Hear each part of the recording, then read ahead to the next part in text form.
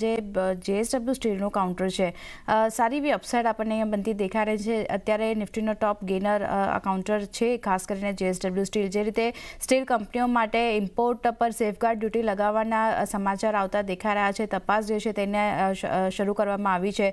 તમે કઈ રીતે જોઈ રહ્યા છો જેએસડબલ્યુ સ્ટીલને? કારણ કે એક હાઈ બનાવ્યા હતા 950, ત્યાંથી થોડું ઘણું દબાણ જે છે તે આપણને આવતું દેખાઈ રહ્યું છે, પણ હજી પણ પોઝિટિવ ટ્રેન્ડ આગળ વધી રહ્યો છે. કઈ રીતે ધ્યાન રાખવું? ડેફિનેટલી મને લાગે છે કે ક્યાંક ને ક્યાંક પોઝિટિવ ટ્રેન્ડ આજના દિવસે તો સસ્ટેન થયો છે. બટ લેટ્સ સી કે આપણે કેટલું ક્યાં ક્લોઝિંગ આપીએ છીએ. તો મારું માનવું છે કે ફ્રેશ પોઝિશન આ લેવલે કોઈ બી બેટલ સ્ટોક્સમાં ના બનાવજો. Will wait for a follow up buying tomorrow.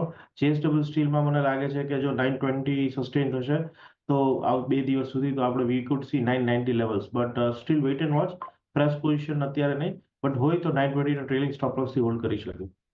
Okay, તો ફ્રેશ એન્ટ્રી માટે અત્યારે વેટ એન્ડ વોચ કરવાનું રહેશે. જેએસડબલ્યુ સ્ટીલ જેની પાસે કાઉન્ટર છે તેઓ 920નો એક સ્ટોપ લોસ રાખી હોલ્ડ કરી શકે છે અને આગળ જતાં 990 સુધીના લેવલ્સ પણ આપણને કાઉન્ટર બતાવી શકે છે.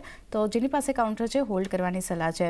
ગૌરંગજી, આપ કઈ રીતે જોઈ રહ્યા છો? જે સમાચાર આવતા દેખાઈ રહ્યા છે, કેબિનેટ તરફથી જે ડીજીટીઆર છે તેમની તપાસ હવે ખાસ કરીને તેમણે શરૂ કરી છે સ્ટીલ ઇમ્પોર્ટ પર સેફગાર્ડ ડ્યુટી લગાવવા માટે, અને ઇન્ડિયન સ્ટીલ એસોસિએશને આ સેફગાર્ડ ડ્યુટી લગાવવાની માંગ ખાસ કરીને કરી હતી. ચાઇના તરફથી જે ઇમ્પોર્ટ કરી રહ્યા છે તેને ખાસ કરીને ઓછો કરવા માટે આ ઇમ્પોર્ટ સેફગાર્ડ ડ્યુટી જે છે તે લગાવવા માટેના પ્રયત્નો જે રીતે ચાલી રહ્યા છે, કઈ રીતે તમે આ સમાચારને જોઈ રહ્યા છો અને ધ્યાન કઈ રીતે રાખવું? કારણ કે સ્ટીલ કંપનીઓ માટે હજી પણ આપણે જોઈએ તો ગ્રોથને લઈને થોડી ઘણી ચિંતા જે છે તે બનતી દેખાઈ હતી. કઈ રીતે ધ્યાન રાખી રહ્યા છો તમે? આરતી, ચાઇના એક એવો દેશ છે જે જ્યારે બી એમને લાભ લેવાનો અવસર મળે છે એ પૂરી કસર કાઢી દે છે. ખાસ કરીને આપણા જેવા દેશોમાં ડમ્પિંગ લઈને આપણે ત્યાં સરકારે અવરનવર એન્ટી ડમ્પિંગ ડ્યુટી બી લગાડી છે. ઇમ્પોર્ટ ડ્યુટીમાં વધારો બી કર્યો છે, મિનિમમ ઇમ્પોર્ટ ડ્યુટી લગાડીને.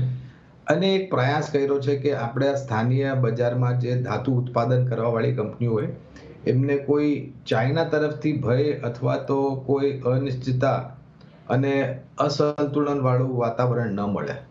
અને આ માત્ર આજે નહીં, આપણે પહેલા બી ભવિષ્યમાં જોયું છે, આપણે ભૂતકાળમાં જોયું છે, હાલમાં પણ આપણે જોઈ રહ્યા છે ને ભવિષ્યમાં બી મારા ખ્યાલથી જ્યારે બી જરૂરત પડશે ત્યારે સરકાર આવી રીતની દખલઅંદાજી કરીને પ્રયાસ કરશે એક સંતુલન વાતાવરણ બનાવવા માટે સ્થાનીય ધાતુ ઉત્પાદન વાળી કંપનીઓ માટે. સ્થાનીય માર્કેટમાં ખપત વધવાની પૂરી આશંકા છે અમને, જે રીતના કામકાજ નિર્માણ કાર્ય ચાલી રહ્યું છે. અને એને જોતા બંને ફેરસ નોન ફેરસ થી જોડાયેલી કંપનીઓ અમને અમારી ખરીદારીની સૂચિમાં છે. તમે જે બે કંપનીઓની વાત કરી, જેએસડબલ્યુ સ્ટીલ અને ટાટા સ્ટીલ, એ તો છે જ. એ સિવાય એનએમડીસી છે,